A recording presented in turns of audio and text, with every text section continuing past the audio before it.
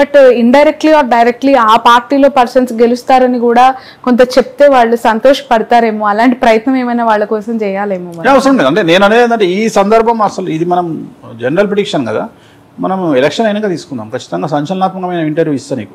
But మీరు on record చెప్పారు last ఇంటర్వ్యూలో ఎలక్షన్ అయినాక జగన్ గారు గెలుస్తారు అండ్ గెలిచిన తర్వాత మళ్ళీ ఇంటర్వ్యూ చేద్దాం. బట్ ఇందాక మీరు అన్నారు మేలో మళ్ళీ జాతకం మారుతుంది అని చెప్పి. మిథున రాశిది జగన్మోహన్ రెడ్డిది చాలా మంది దీన్ని ట్రోల్ చేస్తున్నారు యూట్యూబ్ లో కానీ ట్విట్టర్ లో కానీ. నేను అన్న విషయం ఏంటంటే మిథున రాశి జగన్మోహన్ రెడ్డి గారిది ఎలక్షన్ అయిన తర్వాత ఆయన నెగిటివ్ రిజల్ట్స్ ఉంటాయి. గెలుస్తాడు తర్వాత ఎలక్షన్ నేనంటే రిజల్ట్ తర్వాత మాట్లాడుతున్నా. సో గురువు ఏంలోకి వస్తున్నాడు కాబట్టి అప్పుడు ఏమేమి సమస్యలు ఉంటాయి అంటే ఒక్కొక్క గ్రహం కొన్ని సమస్యలు ఇస్తుంది. సో గురు గ్రహం ఏమేమి ఇస్తుంది, మళ్ళీ పోలీస్ కేసులు అంటారా, కోర్టు కేసులు అంటారా, మళ్ళీ సిబిఐ కేసులు తిరగదొడతారా, మళ్ళీ ఏం చేయాలి అప్పుడు మాట్లాడుకుందాం. మళ్ళీ మనం క్లియర్ గా మాట్లాడుకుందాం, చాలా మంది గురించి మాట్లాడుకుంటాం కాబట్టి అప్పుడు నేను ఇచ్చే కొద్దిగా సంచలనాత్మకమైన. ఈ ఉగాది నుంచి 2 తెలుగు రాష్ట్రాల్లో రాజకీయ ప్రముఖులకు సంబంధించి the good time the bad time ఎవరికి ఉంది అంటే ఏం చెప్తారు? ఆల్మోస్ట్ ఆల్ అందరికీ అంటే బాగానే ఉంది, కానీ తెలంగాణకు సంబంధించి మాత్రం కేటీఆర్ గారు మాత్రం ఖచ్చితంగా సమస్యలు ఉంటాయి. ఆయన జైలుకు వెళ్లే సూచనలు కనిపిస్తా ఉన్నాయి ఈ సంవత్సరం. అంటే ఈ సంవత్సరం అని చెప్పలేను, ఈ ఉగాది సంవత్సరం అంటే 2025 జూన్ లోపు ఆయన జైలుకు వెళ్లే అవకాశాలు ఉన్నాయి కేటీఆర్ గారు 100%. సో అదొకటి. రెండవది బ్యూరోక్రాట్లు అంటే ఏఎస్లు ఐపీఎస్లు ఇంకా అరెస్టు జరిగే అవకాశం కనిపిస్తా ఉంది. ఆల్రెడీ మీ ఇంటర్వ్యూలోనే మనం మాట్లాడుకున్నాం, లాస్ట్ టైం గుర్తుందో లేదో, నెంబర్లతో పేర్లతో సహా చెప్పినాం మనం, అంటే లెటర్స్ తో సహా చెప్పినాం మనం. సో అప్పుడు మనం ఏం మాట్లాడడం, కవిత అరెస్ట్ అయితే నీ ఇంటర్వ్యూలోనే చెప్పిన, నేను అక్టోబర్ లో ఇచ్చిన ఇంటర్వ్యూలో జరిగింది. బట్ కేటీఆర్ గారి అరెస్ట్ దేని వల్ల ఉండొచ్చు అంటే చెప్పలేమమ్మా. గట్ల చెప్తే మన ప్రిడిక్షన్ ఎందుకైతే నేను ఇన్ఫర్మేషన్ ఇప్పటికే నేను చెప్పేటి జనాలు చాలా మంది వీడుతుంది. ఎందుకంటే నేను చెప్పినవన్నీ కూడా జరిగిన తర్వాత చెప్పినట్టుంటాయి, అంటే విశ్లేషణ చేసినట్టుంటది. అందుకని భయపడుతున్నారు ఏంటంటే ఇంత క్లియర్ గా ఎట్లా చెప్పగలుగుతున్నాడు, ఇన్ఫర్మేషన్ ఏమైనా ఉందా వీనికి అనే డౌట్ వస్తుంది జనాలకు. సో నిజంగా నాకు ఇప్పుడు నేనైతే దగ్గర అరెస్ట్ చేపియా కదా, సో ఏ కేసులో పోతుండో నేను చెప్పలేను. సో ఖచ్చితంగా ఆయన కారాగార వాసం అయితే ఉంది కాబట్టి ఆ ఒక్క విషయంలోనే ప్రాబ్లం ఉంది. ఇంకా అంతకు మించి ఇంకా తెలంగాణలో పెద్ద సంచలనాలు ఉండేటువంటి అవకాశాలు అయితే లేవు. రేవంత్ రెడ్డి గారికి అయితే పదవిలో సమస్యలు ఉంటాయి, పదవి గండం ఉండే అవకాశం ఉంది. మేబీ అది ఈ ఇయర్ నెక్స్ట్ ఇయర్ చెప్పలేము, ఖచ్చితంగా సమస్యలు ఉంటాయి. ఇంతకంటే పెద్ద సంచలనాలు నమోదయ్యే అవకాశం లేదు. బట్ 2 తెలుగు రాష్ట్రాల్లో ఒకటి అధికార పార్టీ, మరొకటి ప్రతిపక్ష పార్టీ, చాలా ప్రధానంగా ప్రాంతీయ పార్టీలు ఎక్సెప్ట్ కాంగ్రెస్ చాలా స్ట్రాంగ్ గా ఉన్నాయి. ఇక్కడ బీఆర్ఎస్ పార్టీకి ఎందుకు ఈ పరిస్థితి వచ్చింది? పేరు వల్లనే మనం మాట్లాడుకున్నాం కదమ్మా, బీఆర్ఎస్ అనే పార్టీ. ఎర్రబెల్లి గారు కూడా నిన్న నేనైతే మార్చాలని చెప్పిన, పేరు మార్చే సూచనలు ఉన్నాయి అని చెప్పారు. పేరు అనివార్యం అంటారు, అది మారుస్తారు, మారుస్తే మనం తట్టుకుంటది పార్టీ, మళ్ళీ నిలబడుతుంది. బీఆర్ఎస్ అయితే మాత్రం ఇక పార్టీ ఉండదు, ఇక ఆ పార్టీ నాశనం అయిపోతుంది మొత్తం. సో అందుకని దాన్ని టీఆర్ఎస్ గా మారిస్తే మంచిది. ఇది నా సలహా అనుకున్నా పర్వాలేదు, ఖచ్చితంగా మార్చే అవకాశాలు కనిపిస్తున్నాయి నాకు కూడా. అంటే నాకు కూడా ఎవరో చెప్పారు, అది నేనే రీజన్ అని కూడా చెప్పారు నాకు. అంటే మీరే చెప్పిండ్రు కదా, నీ ఇంటర్వ్యూలో చెప్పిన గుర్తుంది కదా. సో వేణుస్వామి గారు మీ వల్లనే బీఆర్ఎస్ పార్టీని టీఆర్ఎస్ గా మార్చే అవకాశాలు ఉన్నాయి, మీరే రీజను, మన మీటింగ్ లో కూడా మీ గురించే మాట్లాడుకున్నాము అని చెప్పిన. సో ఇట్లా నమ్మే వాళ్ళు కూడా ఉంటారు, మార్చుకునే వాళ్ళు కూడా ఉంటారు, ఎట్ ది సేమ్ టైం తిట్టే వాళ్ళు ఉంటారు. సో నేను అదే చెప్తున్నా, చెరువు మీద కడుక్కోకపోతే నాకు వచ్చే నష్టం ఏం లేదు. వేణుస్వామి దుకాణం బంద్ చేయమంటే ఇలా దుకాణం బంద్ చేస్తాడు, రేపటి నుండి దందా చేసుకుంటాడు, మటన్ కొట్టు పెట్టుకుంటాడు, చికెన్ కొట్టు పెట్టుకుంటాడు, మందు కొట్టు పెట్టుకుంటాడు. I'm ready to business anything, ఏదైనా చేసుకుంటారు, రియల్ ఎస్టేట్ చేసుకుంటా, నాకు వచ్చే భయం ఏం లేదు. చాలా మంది నన్ను ఫైనాన్షియల్ కొడదాం అనుకుంటున్నా, అది మీ జన్మ ఇంకా 100 జన్మలు ఎత్తినా మీ వల్ల కాదు, 100 జన్మలు ఎత్తినా నన్ను ట్రోల్ చేసిన అయితే నాకు ఎంజాయ్ చేస్తా. నేను రాత్రి నా స్టేటస్ చూసినావు కదా, వేణుస్వామి స్టేటస్ పెట్టుకుని పండుకున్నాను నేను ఎంజాయ్ చేసి. సో ఐ లవ్ ట్రోలింగ్ అని పెట్టిన, I love meming, I love trolling. So నేను ఎంజాయ్ చేస్తాను, నాకు వచ్చే చేసుకున్న వాళ్ళకి చేసుకున్నా, అంత ఫ్రీ పబ్లిసిటీ ఇచ్చుకోండి, ఎంత ఇచ్చుకుంటారు. బట్ ఎంత అనుకున్నా కూడా ఎక్కడో ఒక దగ్గర మనసులో అంటే being in family person, wife పాప దగ్గర డిస్కషన్స్ వచ్చినప్పుడు అనిపించదా మేబీ ఒక్క సందర్భంలో? నేను బాధపడకుండా వాళ్ళు బాధపడతారు కదా, పాప బాధపడుతుంది కదా, మా ఆవిడ బాధపడుతుంది కదా. ఇప్పుడు మనం అదే కదా చెప్పుకుంది. ఇప్పుడు మన కొడాల నాని గారు వస్తే తను అదే చెప్పింది, అన్న చాలా టార్చర్ పెడుతున్నారన్న, భయంకరమైన టార్చర్ పెడుతున్నారన్న, బాగా టార్గెట్ చేస్తున్నారన్న. సరే అమ్మ పట్టించుకోవద్దు, వాళ్ళు చెప్పేది వాళ్ళు చెప్తారు, నేను చెప్పినట్టే వాళ్ళు చెప్తారు, పట్టించుకోవద్దమ్మా ఉంటది, బాగా సఫర్ అవుతాము. ఇక వీటన్నిటికీ సమాధానం చెప్పేది ఉందమ్మా, ఎలక్షన్ అయినాక చెప్దామని ఆయన. ప్రశాంతమైన వేణుస్వామిని ఉగ్రరూపంగా చూస్తాం, అప్పుడా అన్ని దాచిపెట్టుకుంటున్నారు అయితే లోపల. ఎలక్షన్ కోసం వెయిటింగ్ అమ్మా, ఎలక్షన్ అయిన తర్వాత చాలా మంది కాన్సల్ చేసేది ఉంది. బిఫోర్ దట్ నేను ఇంకొక క్వశ్చన్ అడగాలి ముందు సబ్జెక్ట్ కి సంబంధించి. మామూలుగా పుట్టినరోజు యాజ్ పర్ డిఓబి చేసుకుంటాం, డేట్ ఆఫ్ బర్త్ పుట్టిన డేట్ ప్రకారం మనం చేసుకుంటూ ఉంటాము. ఆ రోజు మన పుట్టినరోజు సెలబ్రేషన్స్ మన స్థాయికి తగ్గట్టు ఉంటాయి. బట్ చనిపోయిన తర్వాత చనిపోయిన రోజుని మాత్రం తిథి ప్రకారం ఎందుకు చేసుకుంటారు? చనిపోయిన రోజుని ఎందుకు కన్సిడర్ చేయాలి? నీ ప్రశ్ననే తప్పమ్మా. నువ్వు అడగాల్సింది ఏంటి అంటే పుట్టినరోజును దేన్ని బేస్ చేసుకొని చేయాలని అడగాలి. చనిపోయిన రోజును తిథిని బేస్ చేసుకొని చేస్తారు. అప్పుడు నీ క్వశ్చన్ ఏమని ఉండాలి అంటే ఫస్ట్ క్వశ్చన్ రాంగ్. ఇది కూడా తిథి ప్రకారమే చేయాలి కాదు, నక్షత్రం ప్రకారం చేయాలి. మనకు జ్యోతిష శాస్త్రం కానీ మన హిందూ ధర్మ శాస్త్రాలు కానీ ఏం చెప్పినాయి అంటే పుట్టినరోజుకు నక్షత్రాన్ని బట్టి చేసుకోవాలి. దాన్నే తిరు నక్షత్రం అంటాం. తిరు నక్షత్రం అంటే ఉదాహరణ, ఇప్పుడు నేను పుట్టిన నక్షత్రం ఒకటి ఉంది, ఆ నక్షత్రం ఏ రోజు ఉంటే ఆ రోజు నా పుట్టినరోజు చేసుకోవాలి. ఇప్పుడు ఉదాహరణ అబ్జర్వ్ చేస్తే కృష్ణాష్టమి అని చేస్తాం. కృష్ణాష్టమి చేస్తాం. కృష్ణాష్టమి ఎప్పుడు చేస్తాం? రోహిణి నక్షత్రం, జనరల్ గా రోహిణి నక్షత్రం. కొంతమంది అష్టమి రోజు చేస్తారు, కొంతమంది రోహిణి నక్షత్రం రోజు చేస్తారు. జనరల్ గా చనిపోయినటువంటి డేటు తిథిని బేస్ చేసుకొని చేస్తారు. ఆ తిథి కూడా మధ్యాహ్నం ఖచ్చితంగా 12:30-1 గంటకు ఉండాలి. సూర్యోదయానికి ఉండడం ప్రామాణికం కాదు ఇక్కడ. ఇప్పుడు ఉదాహరణ, ఒక వ్యక్తి త్రయోదశి నాడు చనిపోయింది అనుకుందాం. సపోజ్ త్రయోదశి నాడు చనిపోతే త్రయోదశి నాడు మధ్యాహ్నము ఆ రోజు త్రయోదశి ఉండాలి. ఉంటేనే తద్దినం పెట్టాలి, సంవత్సరికం పెట్టాలి. ఒకవేళ పొద్దున 6 గంటలకు పోతుంది అంటే ముందు రోజే పెట్టాలి. అంటే మధ్యాహ్నము పంతులు భోజనం చేసే టైంకు లేదా మనం భోజనం చేసే టైంకు ఆ తిథి ఉంటేనే ఆ రోజు తిథి పెట్టాలి. దాని పేరే తిథి. తిథిని తిథి అని ఎందుకంటారు అంటే ఆ చనిపోయిన వాళ్ళ తిథిని బట్టి మనం బేస్ చేసుకుంటాం. నక్షత్రం సంబంధం లేదు ఇక్కడ.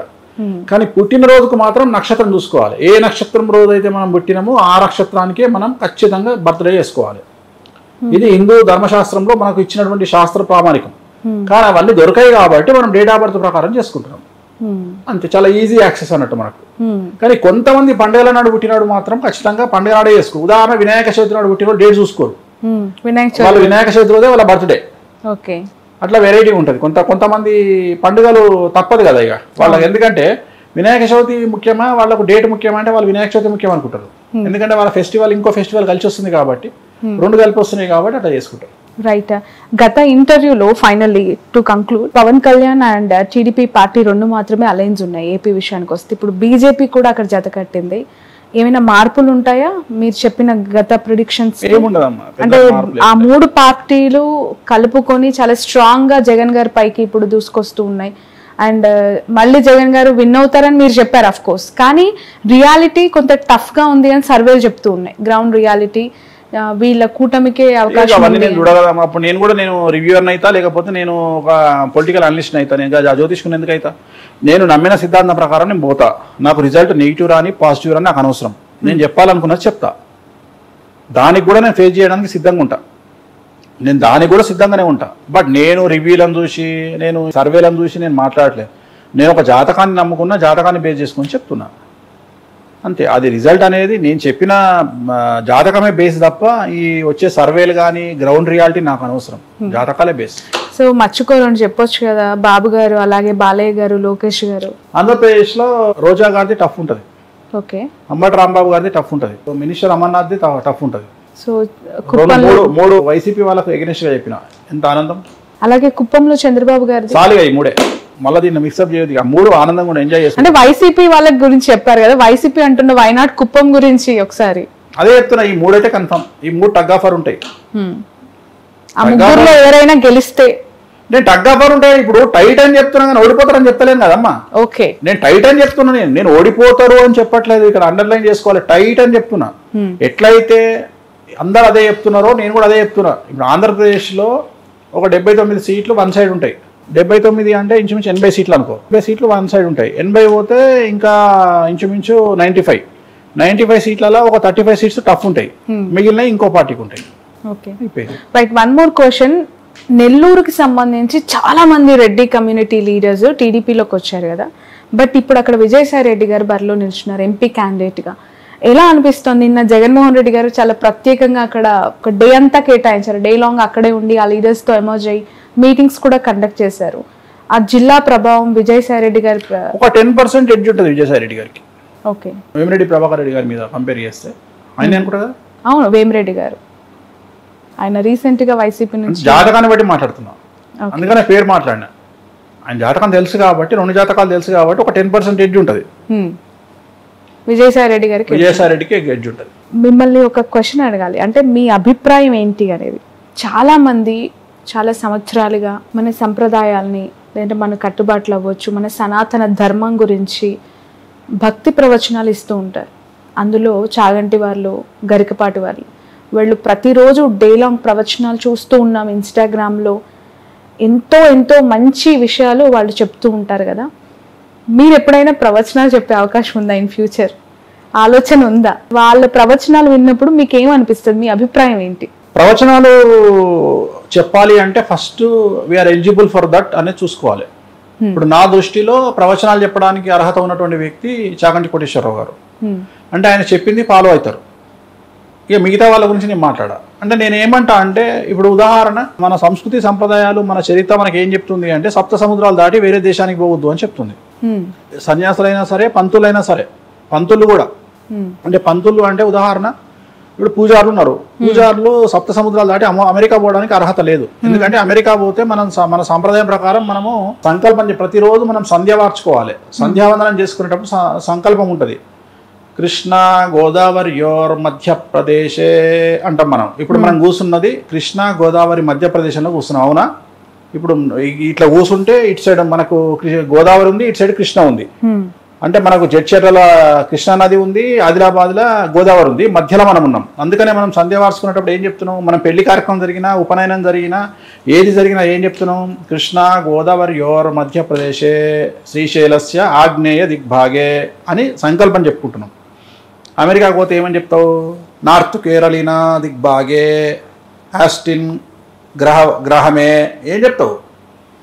అంటే నీకు అమెరికా దేశంకి పోతే నువ్వు అసలు పూజలకే పనికిరావు. కానీ ఇప్పుడు మొత్తం జనాలందరూ అమెరికా పోవడానికి ప్రయత్నిస్తారు. పంతులు కూడా, పంతులు, సన్యాసులు, హిందూ మత ప్రచారకులు అందరూ పోతారు. సో దేశ కాలమాన పరిస్థితులను బేరీజ్ వేసుకొని ఓవర్కమ్ అయి వీళ్ళు పోతున్నారు. సో వీటి గురించి మాట్లాడే రైట్స్ వీళ్ళకి లేవు. అట్లనే మనం ఏదైనా తప్పు చేస్తే వాటి గురించి మాట్లాడే రైట్స్ వాళ్ళకి లేవు. సో వామాచారానికి సంబంధించిన వ్యక్తిగా, నాన్ వెజ్ లిక్కరు లేకుండా పూజలు చేయనటువంటి వ్యక్తిగా, ఓకే, ఆ రెండూ లేకుండా పూజలు చేయలేని స్థాయిలో ఉన్న నేను ఇప్పుడు నువ్వు చెప్పినటువంటి వాటికి దూరం. ఓకే, నేను వీటి గురించి మాట్లాడే రైట్స్ నాకు లేవు. ఎందుకంటే నేను పులసలాంటోని, రెగ్యులర్ చేప, బొచ్చే అట్లాంటి చేప కాదు, నేను కొర్రమట చేప కాదు, నేను పులసలాంటోని, గోదావరి వాటర్కి అపోజిట్ డైరెక్షన్లో పోయేటోని. సో అందుకని చాలా రేర్గా ఉంటాయి ఇవి. సో అట్లనే నేను కూడా అంతే, ఆస్ట్రాలజీలో బ్రాహ్మణ కమ్యూనిటీలో నేను అంతే, నేను రివర్స్లో పోయేవాడిని. కాబట్టి నేను వీటికి సూట్ అయ్యే వ్యక్తిని కాదు. అది నేను సన్నీ లియోన్ మొదటి చెప్తున్నా కదా, నేను సన్నీ లియోన్ అంటే నా బట్టలు నేనే ఇప్పుకుంటా, వేరేటోకి ఇప్పే అవకాశం ఇయ్యా. వేరే వాడికి నా బట్టలు, వాళ్ళంతా సౌందర్య లాంటి వాళ్ళు, కుటుంబ కాలక్షేమ, కుటుంబ సినిమాలు చేసుకుంటారు వీళ్ళంతా. బట్ ఏ హీరో దొరకలేదు, సన్నీ లియోన్ తో కంపేర్ చేసుకుంటున్నారు. గ్రేట్ కదమ్మా. మనం ఎంత గొప్ప కాకపోతే ఒక పోర్ను స్టార్ తీసుకొచ్చి చీరలు కట్టి సినిమాలు చూస్తున్నాం. ఒక పోర్ను స్టార్ కొన్ని వేల వీడియోల్లో పోర్ను స్టార్ గా చేసిన ఒక అమ్మాయిని తీసుకొచ్చి భారతదేశంలో చీరలు కట్టి మరీ చూసుకుంటున్నాం ఆమెను. ఆమెకు అందరూ వేరే దేశంలో ఉన్నప్పుడు బట్టలు ఇప్పడానికి డబ్బులు ఇస్తే భారతదేశం డబ్బులు కట్టుకోవడానికి బట్టలు ఇస్తుంది. బట్టలు కట్టి డబ్బులు ఇస్తున్నాం మనం ఆమెకు, బట్టలు కట్టి డబ్బులు ఇస్తున్నాం. ఒక్క సినిమా గురించి భారతదేశంలో ఆమె ఎక్స్పోజింగ్ చేసిన సినిమా బట్టలు కట్టి డబ్బులు ఇస్తుంది. దట్ ఈజ్ భారతదేశం. అందుకనే సన్నీ లియోన్, నేను Sunny Leone, I'm Sunny Leone. So చాలా చాలా సుదీర్ఘమైన డిస్కషన్ ఇది. ఫైనల్లీ ఒక ఫెంటాస్టిక్ జోక్ ఏంటి అది, రియాలిటీ మీరు అలా కంపేర్ చేసుకున్నారు అంతేనా? Okay, right. ఇక ఉగాది తెలుసు, తెలుగు వారికి తొలి పండగ. ఉగాది పచ్చడి లాంటి సంవత్సరం, అందరూ కూడా షడ్రుచుల సమ్మేళనంగా దీన్ని భావిస్తూ ఉంటారు. సో ఉగాది అంటేనే షడ్రుచుల సమ్మేళనం, ఉగాది పచ్చడి అందరూ తీసుకుంటూ ఉంటారు. ప్రతి వారి జీవితంలో తీపి, అలాగే పులుపు, చేదు కైండ్ ఆఫ్ అన్నీ కూడా ఉంటాయి కాబట్టి దానికి సూచకంగా దీన్ని చెప్తూ ఉంటారు. సో మీరు ఉగాదిని ఎలా ఉదాహరిస్తారు? మీ మాటల్లో ఉగాది అంటే ఏంటి? శాస్త్రం మనకేం చెప్పింది అంటే దేశ కాలమాన పరిస్థితులు అన్నారు. సో దేశ కాలమాన పరిస్థితులు అంటే ఉదాహరణ, భారతదేశంలో ఉండేటువంటి కుజదోషము అమెరికాలో ఉండదు. సో అమెరికాలో ఉండేటువంటి కుజదోషము ఆస్ట్రేలియాలో ఉండకపోవచ్చు, లేదా ఆస్ట్రేలియాలో ఉండే కుజదోషము న్యూజిలాండ్లో ఉండకపోవచ్చు. అంటే దేశ కాలమానాన్ని బట్టి, పరిస్థితులను బట్టి మనకు ఉన్నటువంటి సిచ్యువేషన్స్ మారుతాయి. అందుకనే దేశ కాలమాన పరిస్థితులు అంటూ ఉంటాం మనము. సో జనరేషన్ బట్టి కూడా పరిస్థితులు మారుతూ ఉంటాయి, జనరేషన్ బట్టి కూడా వాటి యొక్క సీరియస్నెస్ కంటెంట్ మారుతూ ఉంటుంది. ఇప్పుడు ఉదాహరణ కాలసర్పదోషం అని అందరూ మాట్లాడుతూ ఉంటారు. కాలసర్పదోషం అనేది భారతదేశానికే ఉంది. సో భారతదేశంలో పుట్టినటువంటి 90% ఆఫ్ ది పీపుల్కు కాలసర్పదోషం ఉంటుంది. సో దాన్ని పెద్ద సీరియస్గా తీసుకోవాల్సినటువంటి పని లేదు. సో ఇప్పుడు మనం మాట్లాడుకునేది ఏంటి అంటే అసలు జనరల్గా ఎక్కడైతే డబ్బు ఉంటుందో, ఎక్కడైతే అభివృద్ధి ఉంటుందో, ఎక్కడైతే స్టేటస్ ఉంటుందో అక్కడ సమస్యలు అధికంగా ఉంటాయి. చాలామంది అంటారు పేదవారికి సమస్యలు ఎక్కువ ఉన్నాయి. వాస్తవంగా పేదవారికి సమస్యలు, I'm talking about below middle class, డబ్బు అనే ఒక సింగిల్ పాయింట్ని పక్కన పెడితే వాళ్ళకున్నంత ప్రశాంతత డబ్బు ఉన్న వాళ్ళకు ఉండదు. సో డబ్బు పెరుగుతున్నా కొద్దీ జనాల్లో విపరీతమైనటువంటి స్ట్రెస్ అనేది ఉంటుంది. నువ్వు మ్యాక్సిమం డబ్బును హ్యాండిల్ చేయాలంటే 2 కోట్ల నుండి 2.5-3 కోట్ల వరకే. ఉదాహరణ, ఒక గవర్నమెంట్ ప్రభుత్వ ఉద్యోగి, ఒక టీచర్ కావచ్చును, ఒక మిడిల్ క్లాస్ ప్రభుత్వ ఉద్యోగి తన జీవితం మొత్తంలో సంపాదించే సొమ్ము 2,80,00,000 నుండి 3 కోట్లు ఉంటుంది జీవితం మొత్తం. కానీ అదే డబ్బున్నోళ్ళ పరిస్థితి ఎలా ఉంటుంది అంటే నిద్ర ఉండదు, తిండి ఉండదు, స్ట్రెస్, సో బీపీ, షుగర్లు. ఎందుకంటే డబ్బు పెరుగుతున్న కొద్దీ మనిషికి వాటిని దాచుకోవాల్సినటువంటి పరిస్థితి, వాటిని ఇన్వెస్ట్ చేయాల్సిన పరిస్థితి, చాలా సమస్యలు వస్తూ ఉంటాయి. సో అందుకనే ఈ జనరేషన్లో మానసికమైన దృఢత్వం అనేది చాలా అవసరం మనిషికి. సో మనం అభివృద్ధి చెందినా మన మీద రాళ్ళేస్తారు. అంటే ఉదాహరణ, ఎగ్జాంపుల్ నేనే ఉన్నా, నేను చెప్పింది ఒక్కటి జరగకపోతే డ్యామేజ్ చేయడానికి 100 మంది రెడీగా ఉంటారు తప్ప చెప్పింది జరిగితే వెన్నుదట్టడానికి ఒక్కడు కూడా ముందు ఉండడు. సో అట్లనే ప్రతి మనిషి జీవితంలో ఒక సమస్య వచ్చినప్పుడు దాన్ని చాలా వరకు జనాలు దాడి చేయడానికి ప్రయత్నం చేస్తారు తప్ప అతన్ని వెన్నుదట్టి ప్రోత్సహించి ఆ సమస్య నుండి బయటికి తీసుకురావడానికి ప్రయత్నం చేయదు మన సమాజం. మన సమాజమే అలాగా ఉంది. ప్రస్తుత సమాజము సినిమాటిక్ పోకడలకు చాలా దగ్గరగా మనం జీవన శైలి లేకున్నా సినిమాల్లో చూపించే వాటికి చాలా విచిత్రంగా ఉంది. ఉదాహరణ, టీవీలో ఒక సినిమాలో ఉమ్మడి కుటుంబాన్ని చాలా గొప్పగా చూపిస్తే చప్పట్లు కొట్టి సినిమాని సూపర్ హిట్ చేస్తాం మనం. కానీ మన ఇంట్లో ఉమ్మడి కుటుంబం అంటే మనకే బోర్ కొడుతుంది. లేదా మన ఇంట్లో మన గెస్ట్లు ఒక 2 రోజులు ఇంట్లో ఉంటే తట్టుకోలేనటువంటి పరిస్థితి. వివాహం 16 రోజులు చేసుకునేటువంటి పండగ ఇవాళ మనకు 1 డే మ్యారేజ్ కిందకి వచ్చింది. మార్నింగ్ ఎదుర్కోళ్ళు, ఈవినింగ్ కల్లా అప్పగింతలతో కార్యక్రమం అయిపోతూ ఉంది. సో మనం ఏమైపోతుంది, సంకుచిత మనస్తత్వాలు, మైక్రో ఫ్యామిలీస్, మినీ ఫ్యామిలీస్ అయిపోయి సో సమాజం అంతా కూడా ఒక వెన్నుదట్టి ప్రోత్సహించి ఒక మనిషికి ఇంట్లో ఒక అన్నకు సపోర్టు, ఒక తమ్మునికి సపోర్ట్ ఇది లేదు. ఎంతసేపు తమ్ముడు సంపాదించిండని అన్న కోపం, అన్నకు సంపాదించిండని తమ్ముడు కోపం, అక్క సంపాదించిందని చెల్లె కోపం. అంటే ఎంత ప్రేమగా మాట్లాడుకున్నా ఇన్నర్ కరెంట్గా వాళ్ళ మనసుల్లో ఉన్నది ఏంటంటే ఎట్టి పరిస్థితుల్లో వేరే వ్యక్తి అభివృద్ధిలోకి రావద్దు, వేరే వ్యక్తి అభివృద్ధిలోకి రావు. ఇదే ఆలోచన, ఎంతసేపు ఇదే ఆలోచన. ఒక పెద్ద, ఈ మధ్యకాలంలో నేను ఒక ఉదాహరణ చెప్తా. ఒక పెద్ద కార్యక్రమానికి నేను వెళ్ళడం జరిగింది. చాలా పెద్ద కార్యక్రమానికి వెళ్తే ఒక హీరో వచ్చాడు, ఒక ప్రముఖ హీరో వచ్చాడు అక్కడికి. నేను నా ప్రిడిక్షన్స్లో వాళ్ళకి సంబంధించి కొన్ని ప్రిడిక్షన్ చెప్పడం జరిగింది. అంటే వాళ్ళకి నెగిటివ్గా ప్రిడిక్షన్ చెప్పడం జరిగింది. జరిగినాయి, అవి జరగకపోవడం అనేది ఏం లేదు, 100కు 1,000% జరిగినాయి. సో అక్కడికి వచ్చిన హీరో చెప్పింది ఏంటంటే ఆర్గనైజర్స్కి, వేణుస్వామిని స్టేజ్ మీదకి తీసుకొస్తే నేను ఇక్కడ వెళ్ళిపోతాను. సో ఎంత సిల్లీ అనిపించింది అంటే, నేను నా దగ్గరకు వచ్చి ఎవరైతే వాళ్ళు ఉన్నారో ఆ ప్రోగ్రామ్ నిర్వాహకులు నా దగ్గరకు వచ్చి, స్వామి మమ్మల్ని క్షమించండి, యాక్చువల్గా ఈ ప్రోగ్రామ్ కాన్సెప్టే మీ గురించి పెట్టినాము, మీలాంటి వాళ్ళ కోసం పెట్టినాము. కానీ ఇక్కడ పరిస్థితి ఏంటి అంటే వచ్చినటువంటి హీరో మీరు కనుక స్టేజ్ ఎక్కితే ఆయన దిగిపోతా అంటున్నాడు. సో నన్ను ఏం చేయమంటారు అని చెప్పి నా దగ్గరకు వచ్చి, ఇద్దరే హీరోలు అందులో తెలియదమ్మా, నాకు ఐడియా లేదు, నిజంగా ఐడియా లేదు. సరే వాళ్ళ కర్మ నాకు చెప్పే. ఇప్పుడు మనము కర్నూలు, అనంతపూర్, విజయవాడనో, విశాఖపట్నమో బై రోడ్లో పోతుంటే మనకు కార్లో పోతుంటే మనకు ఏకాచము, ద్వయము అని 2 అంటాం మనము. వచ్చింది పక్కన మన దగ్గర వాటర్ బాటిల్ లేవు, పక్కన చెరువు ఉంది, పోయి కడుక్కోవాలి. నేను కడుక్కోను, మా శత్రువు ఈ ఊర్లోనే ఉంటాడు, ఆ ఊర్లో ఉన్న చెరువు కాబట్టి నేను కడుక్కోను అంటే అయితే మనకే నష్టం, కానీ చెరువుకి అయితే నష్టం లేదు కదా. సో నాకు వచ్చేది ఏముంది, ఇప్పుడు నేను చెప్పితే ఒకటే మాట అమ్మా, వేణుస్వామి నెగిటివ్గా చెప్తాడు అనే వాళ్ళకు నేను ఇచ్చే సమాధానం ఒకటే. నాకు తెలిసి ఈ జనరేషన్లో 90% ఆఫ్ ది పీపుల్ ఫ్లైట్ ఎక్కుతున్నారు. ఫ్లైట్ ఎక్కగానే, ఫ్లైట్ ప్రారంభం కాకముందుకే ఫస్ట్ ఎయిర్ హోస్టెస్ చెప్పేది ఈ విమానం కూలిపోతే అని మాట్లాడుతుంది. ఈ విమానం కూలిపోతే, ఈ విమానం నీళ్ళలో పడితే, ఈ విమానానికి ఏమైనా మాయరోగం వస్తే, ఈ మాయరోగం వచ్చి మనం పడిపోతే ఇగో ఈ జాకెట్ వేసుకోండి, ఈ ఆక్సిజన్ పెట్టుకోండి అంటే అప్పుడు మనం ఏమనాలి, శుభం పలకరా పెళ్లి కొడుక అంటే ఇది మనం ఫ్లైట్ ఎక్కినాము, ఇవన్నీ బండబూతులు మనకు చెప్తుంది, చచ్చిపోతామని చెప్తుంది. ఎంతవరకు సమంజసం, తిట్టుకుంటామా మనం? తిట్టుకోము. ఆఫ్టర్ ఆల్ ఒక జ్యోతిష్కుడు చెప్పేది పక్కన పెడితే సైంటిఫిక్, మేము ప్రూవ్, మేము తోపులం, మేము తురుములం, మేము సమాజాన్ని ఉద్ధరిస్తాం, మేము ప్రపంచాన్ని మారుస్తామని చెప్పుకునే సైన్స్ ఫ్లైట్ ఎక్కగానే ఎందుకు చెప్తున్నారు? ఈ ఫ్లైట్ చెరువులో పడుతుంది, నీళ్ళలో పడుతుంది, ఈ ఫ్లైట్లో ఒకవేళ ఆక్సిజన్ అందకపోతే ఇది వేసుకోండి, అది వేసుకోండి అంటే ఎట్లయితే వాళ్ళు జాగ్రత్తలు చెప్తున్నారో నా జీవితంలో కూడా నేను యాజ్ ఎ ప్రిడిక్షన్ నేను ఇలాగే జాగ్రత్తలు చెప్తా. సో జాతకాలు కలవకపోతే విడిపోతారని చెప్తా, రోగాలు వస్తాయి, జాతకాలు బాగాలేకపోతే రోగాలు వస్తాయి అని చెప్తా. వాటి గురించి నేను మళ్ళీ సో ఇవన్నీ నేను ప్రిడిక్షన్ ఇలా చెప్తా ఉంటా కాబట్టి నేను ఎందుకు చెప్తా ఉన్నాను, దేశ కాలమాన పరిస్థితులను బట్టి మనుషుల్లో సంకుచితమైన మనస్తత్వం. పేరుకు హీరో అవ్వచ్చు, నాకు తెలిసి చాలా పెద్ద హీరో ఇవాళ ఒక హీరోని ఒక హీరోయిన్ని తొక్కేసిండ్రు, ఎటు కాకుండా చేసిరు. ఒక పెద్ద డైరెక్టర్ ఒక హీరోయిన్ తొక్కేసిరు. అసలు వాళ్ళ లెవెల్కు వీళ్ళు పనికే రారు. సో చాలా టాలీవుడ్లో మంచి ఫేమస్ ఉన్నటువంటి హీరోయిన్, పెద్ద సినిమాలు చేసినటువంటి హీరోయిన్ ఇవాళ ఆ హీరోయిన్ సినిమాలు మరీ చేతుల్లో నుండి అగ్రిమెంట్ క్యాన్సిల్ చేయించి ఆమెను ఇంటికి పంపిస్తున్న పరిస్థితి. అంటే నేను ఎందుకు చెప్తున్నా అంటే, మనం ఎదగడం కంటే కూడా ఎదుటి వ్యక్తిని మనం టార్గెట్ చేయడానికి ఎక్కువ సమయం కేటాయిస్తున్నామేమో ఈ జనరేషన్లో అనేటువంటిది నా ఉద్దేశం. అంటే సమాజం గురించి మాట్లాడుతూ ఉన్నా. సో ఇది తప్పు. ఎదుటి వ్యక్తి కడుపు మీద ఎప్పుడు కొట్టొద్దు. కొడితే నీకు కోపం ఉంటే ఎదుటి వ్యక్తిని గల్లాబట్టి చెంపమించి కొట్టు, కానీ ఎప్పుడు కడుపు మించి కొట్టొద్దు, మానసికంగా కొట్టొద్దు.